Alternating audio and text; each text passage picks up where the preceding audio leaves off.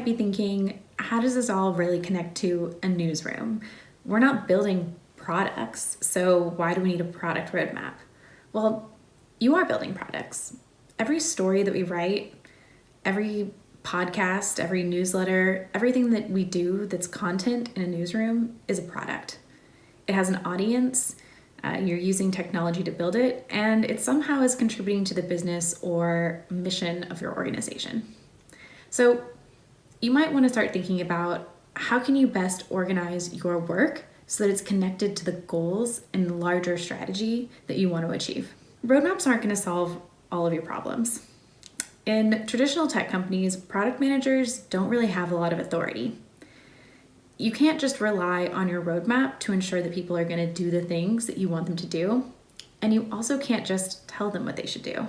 You have to establish trust, and you have to collaborate and figure out what's going to motivate people to do work and start rowing all in the same direction.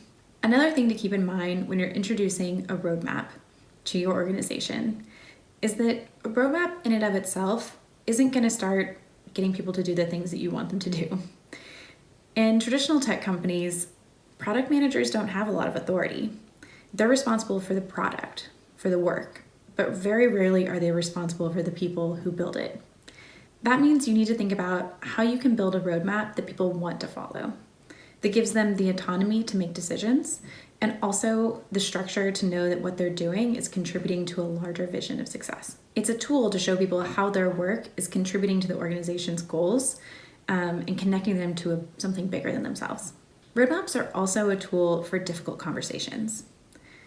For example, you might have to have a conversation about, well, I know you really want to do this, like create a new newsletter product, but we're already working on a new podcast and we don't really have the resources to do both. Which one is more important? Which one is more aligned with our goals right now? Or you might have to have a conversation that says, I know so-and-so really wanted to work on that project, but right now they're working on X, Y, and Z, and person over here is free, so why don't we let them do the work?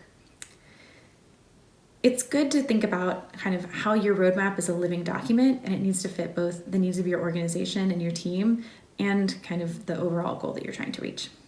So I hope you found this useful and that you start working on a roadmap of your own.